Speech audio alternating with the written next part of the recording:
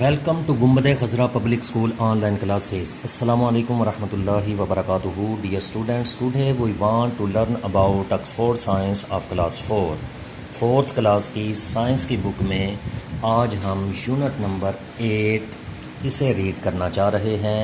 कुछ इसके लेक्चर्स हम पहले अटेंड कर चुके हैं, आज इसका लास्ट लेक्चर है। तो अगर आपने प्रीवियस लेक्चर अटेंड नहीं किए, ऑनलाइन क्लासेस जीपीएस इस चैनल को सब्सक्राइब करके प्लेलिस्ट में जाके प्रीवियस लेक्चर भी ज़रूर अटेंड कर लीजिए।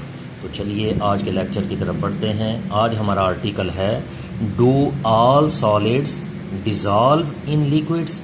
क्या तमाम सॉलिड्स ये लिक्विड्स के अंदर डिज़ॉल्व हो जाते हैं, हल हो जाते हैं? जी नहीं, ऐसा नहीं है। कुछ सॉलिड्स जो हैं वो लिक्विड्स में डिज़ॉल्व होते हैं। जो डिज़ॉल्व हो जाए उनको कहते हैं सॉल्युबल यानी हल पजीर। और कुछ सॉलिड्स ऐसे होते हैं जो लिक्विड्स के अंदर डिज़ॉल्व नहीं होते, उनको कहते हैं इनसॉल्युबल यानी ना हल पजीर। Some solids dissolve in liquids and some do not.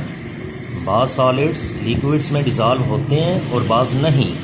If a substance does not dissolve in another substance, अगर एक शय दूसरी में हल ना हो सकती हो, इट इज़ कॉल्ड इनसॉल्युबल।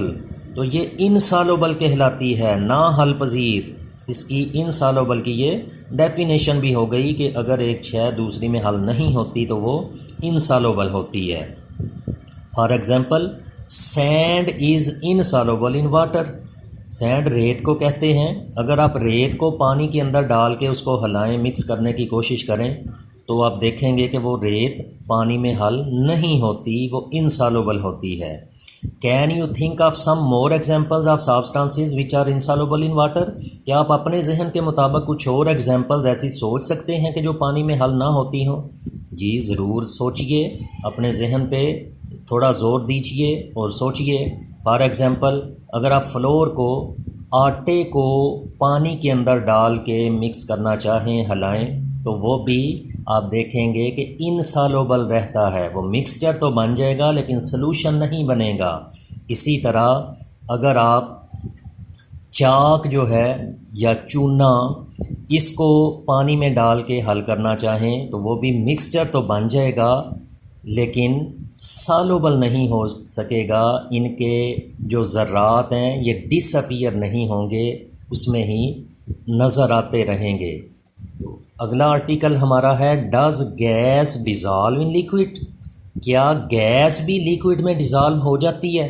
जी हाँ, बिल्कुल हो जाती हैं। बाज़ गैसेस लिक्विड्स में डिज़ॉल्व होती हैं और बाज़ नहीं होती। Some gases also dissolve in water. बाज़ गैसें ये पानी में डिज़ॉल्व होती हैं, हल हो जाती हैं। Living things which live in water like fish are able to breathe in water because oxygen dissolves in water. तो जो समुद्रों के अंदर, दरियाओं के अंदर, नहरों के अंदर या मुख्तलिफ़ तालाबों में, झीलों में ये समुद्री मखलूक, आबी मखलूक होती है, मछलियाँ वगैरह या इस किस्म के दीगर जो भी ये जानवर उसमें पाए जाते हैं, तो ये कैसे ज़िंदा रहते हैं? इनको सांस लेने के लिए ऑक्सीजन की ज़रूरत होती है। तो वो वाटर के अंदर दरअसल ऑक्सीजन डिज़ॉल्व होती है, ऑक्सीजन हल हो चुकी होती है उस वाटर के अंदर। इस वाटर से वो ऑक्सीजन ले रहे होते हैं सांस लेने के लिए, इस तरह वो ज़िंदा रहते हैं।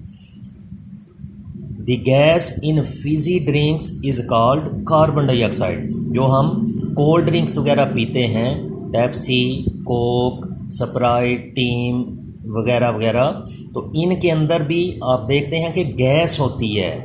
दरअसल इन कोल्ड ड्रिंक्स के अंदर जो गैस होती है उस गैस का नाम है कार्बन डाइऑक्साइड। ये कार्बन डाइऑक्साइड इन बॉटल्स के अंदर डिज़ॉल्व होती है। ये क्यों इन बॉटल्स के अंदर, इन कोल्ड ड्रिंक्स में भरी जाती है?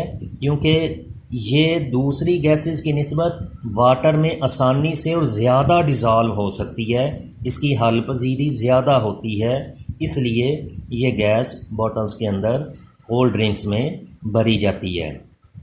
It stage in the bottle ये उस बोतल के अंदर मौजूद रहती है ओनली अंडर प्रेशर, प्रेशर के साथ।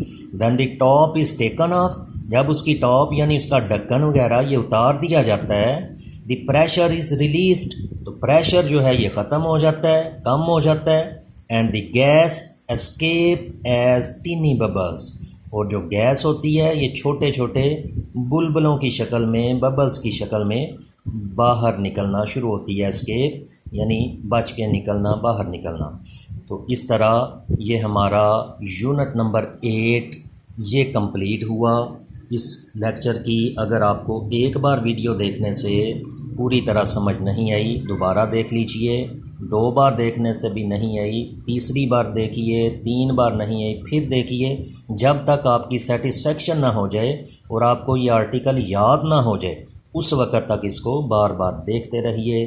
याद करने के बाद फिर इसको अपनी नोटबुक में नोट भी कीजिए और अपनी स्टडी पे अच्छी तरह तवज्जो दीजिए। टेक केयर, अल्लाह हाफिज़।